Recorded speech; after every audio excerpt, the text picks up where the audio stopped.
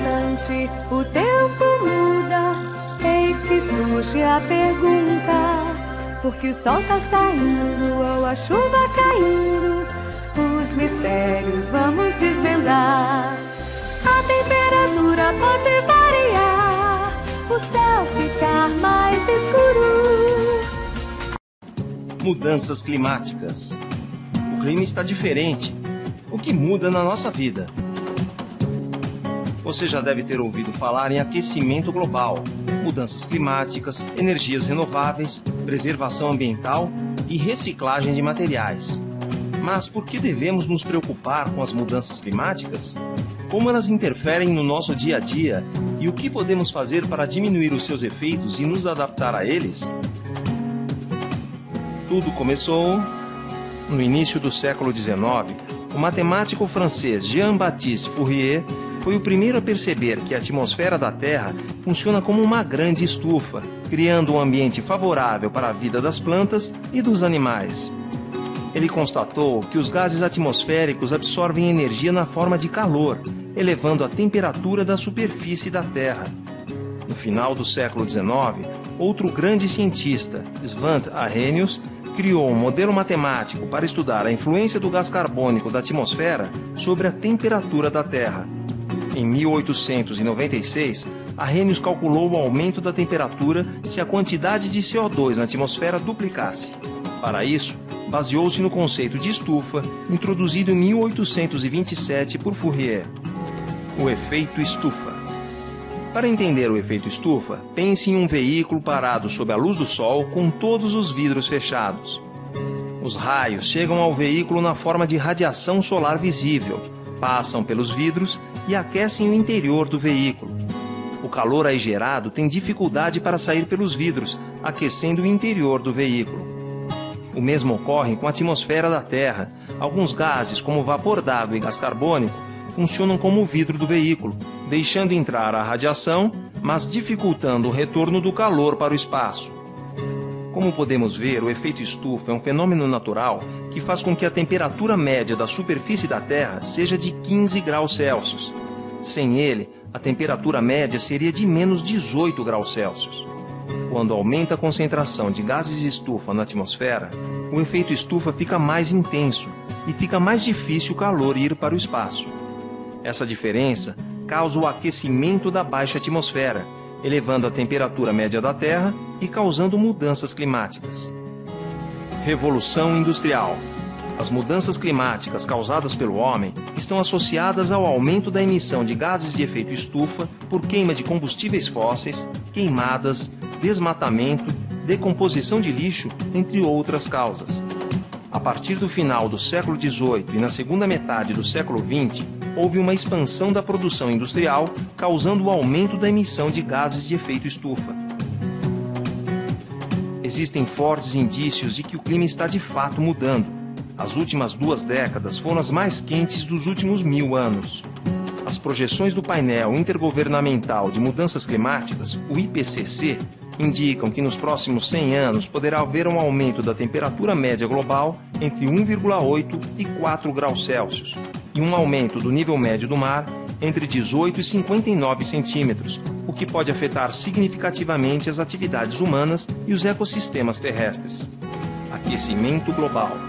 O aquecimento global tem impactos profundos, podendo causar a extinção de espécies animais e vegetais, alteração na frequência e intensidade de chuvas, elevação do nível do mar e intensificação de fenômenos meteorológicos como tempestades severas, inundações, vendavais, ondas de calor e secas prolongadas. As ações humanas têm interferido sobre o ambiente num ritmo muito acelerado. Estudos indicam que enquanto a temperatura média global subiu aproximadamente 5 graus Celsius em 10.000 anos, pode aumentar os mesmos 5 graus Celsius em apenas 200 anos se continuar o ritmo das últimas décadas. O homem está mudando o ambiente. A cada hora, 9.000 pessoas somam-se à população mundial. A cada hora, 4 milhões de toneladas de gás carbônico são emitidas. A cada hora, 3 espécies são extintas, 1000 vezes mais rápido do que os processos naturais. A cada hora, atividades humanas adicionam ao ambiente 1,7 milhões de quilos de nitrogênio reativo. A cada hora, 1.200 hectares de florestas são derrubados. Como isso afeta a nossa vida? Há dois cenários extremos. Um com maiores emissões e, portanto, pessimista, e outro menos pessimista. O cenário pessimista estima um aumento da temperatura entre 4 e 6 graus Celsius, ocorrência de extremos de chuva e seca, alteração da distribuição das áreas dos biomas, alteração na biodiversidade, impactos na saúde da população, na agricultura e na geração de energia.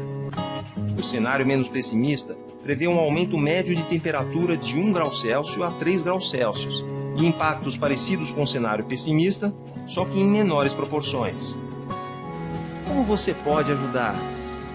Muitos prejuízos causados pela ação indevida do homem na natureza são irreversíveis. As espécies que foram extintas nunca mais existirão, e a diminuição do grau de aquecimento global depende da vontade dos governos e das pessoas em reduzir a emissão dos gases de efeito estufa. Mas cabe a cada um de nós mudarmos nossos costumes para uma nova realidade de vida. Você pode ajudar bastante na conscientização de pessoas mais velhas, dos governantes e dos meios de comunicação. Construindo um novo planeta. Veja algumas dicas que você pode seguir e passar adiante. As áreas verdes são importantes para reduzir as temperaturas máximas. As árvores trazem sombra e frescor ao ambiente sem gasto de energia. Uma cidade com muitas áreas verdes é menos quente. Pintar telhados com tinta refletiva diminui a temperatura interna da construção.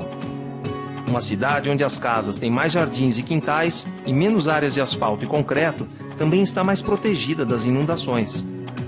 O Brasil é um dos únicos países que fabrica automóveis do tipo Flex, que funcionam com álcool ou gasolina.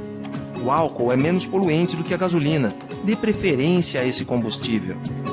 No Brasil, 58% das emissões de gases de efeito estufa são provenientes de queimadas e desmatamento. É fundamental encontrar caminhos para o desenvolvimento dos biomas sem degradar essas regiões. E quando você crescer?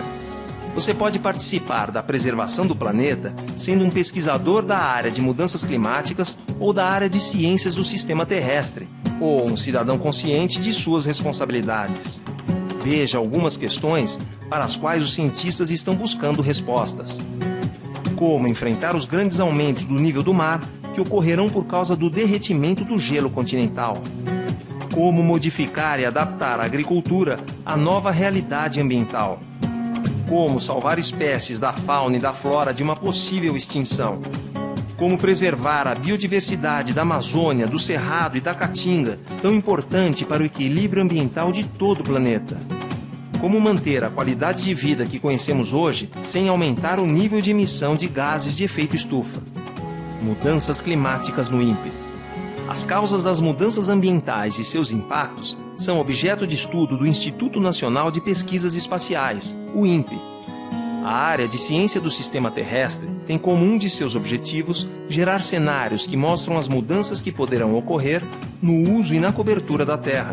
Os pesquisadores também estudam as implicações das mudanças ambientais no desenvolvimento do país. O INPE lidera a Rede Brasileira de Pesquisa sobre Mudanças Climáticas Globais, a Rede Clima, que gera e dissemina conhecimento e tecnologia para que o Brasil possa responder aos desafios provocados pelas mudanças climáticas globais. Os climas no nosso planeta não são sempre os mesmos. Eles mudam no decorrer de longos períodos de tempo. A temperatura global é mais fria ou mais quente dependendo do período da história. É claro que estas mudanças não ocorrem da noite para o dia, mas no decorrer de períodos muito longos, centenas ou mesmo milhares de anos. E algumas delas acontecem repetidamente e são chamadas de ciclos. Outras são fenômenos ocasionais. Durante a época do Império Romano, no tempo de Jesus, por 400 anos a Terra atravessou um período muito frio. Mas próximo à nossa era, ele se repetiu entre 1550 e 1850. Os invernos eram longos e frios, e os verões frescos e úmidos. Esses períodos frios são chamados de pequenas eras glaciais. Por que era glacial? Bom, porque o sinal mais visível é a extensão da área coberta por gelo. De fato, há 18 mil anos, quando a última verdadeira era glacial estava no auge, a Terra era totalmente diferente. Era difícil encontrar um lugar quentinho, pois o gelo cobria quase toda a Eurásia e a América do Norte. Mas como podemos saber que estas mudanças no clima aconteceram? Há muitos milhares de anos as pessoas sabem escrever. Em geral, escrevem sobre suas vidas e os detalhes de suas rotinas diárias, o que nos dá informações valiosas. As pessoas vestem roupas diferentes e constroem diversos tipos de casas, dependendo do frio ou do calor. Bom, até hoje isso não mudou. Estas descrições nos dão uma boa ideia de como o clima era naquela época. E quanto a um tempo anterior à escrita? Bom, os cientistas de hoje estudam amostras colhidas das profundezas do gelo no Polo Sul. E como nunca ninguém viveu na Antártica, qualquer mudança no gelo proviria de condições climáticas. Usando estas indicações de centenas de metros de profundidade no gelo, eles conseguem ter ideia de como era o clima do mundo naquele período. Estas mudanças no clima não são completamente entendidas ainda. Alguns cientistas acham que resultam de fenômenos externos específicos, ou, por outro lado, de vários fenômenos ocorrendo juntos. Por exemplo, a órbita da Terra em volta do Sol muda no decorrer de centenas de milhões de anos.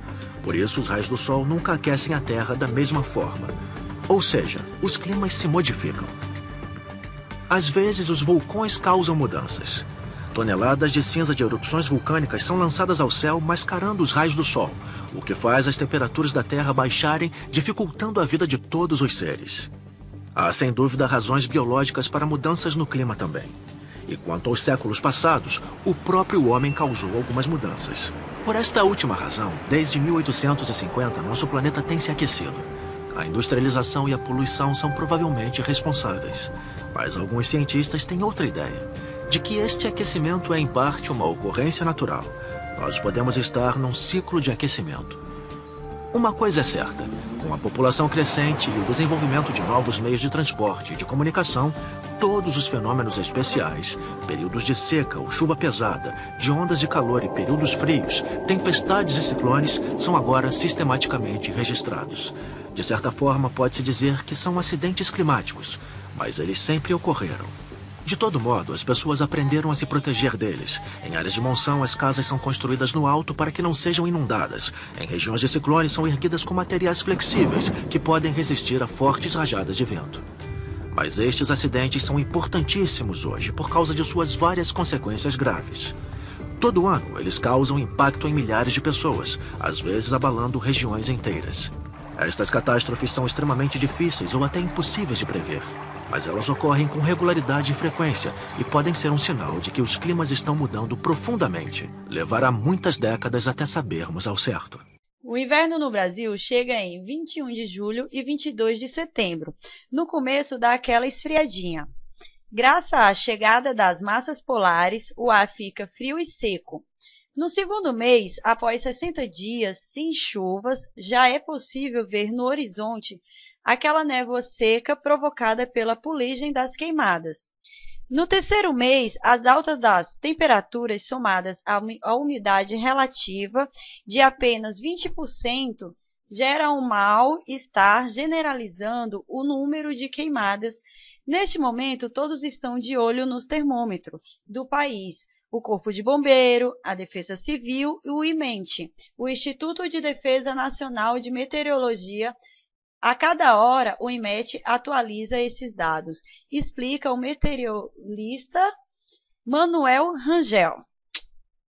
Da estação, aqui ao nosso lado, nós temos vários instrumentos, cada um com sua finalidade específica, onde temos que mede radiação solar, temos que mede a chuva ocorrida, temos o tanque evaporimétrico e temos aqui ao nosso lado o abrigo meteorológico. É exatamente como nós podemos ver aqui, para o cálculo da umidade relativa do ar, nós temos este conjunto de termômetros. Aqui é o termômetro de bulbo seco, termômetro de bulbo úmido, é feita a leitura do seco, em seguida do úmido, e a diferença, chamada diferença psicométrica, ela é obtida e em seguida você entra numa tabela e você encontra exatamente o índice de umidade relativa do ar que está sendo registrado no momento. A todo instante o tempo muda, eis que surge a pergunta: porque o sol tá saindo ou a chuva caindo, os mistérios vamos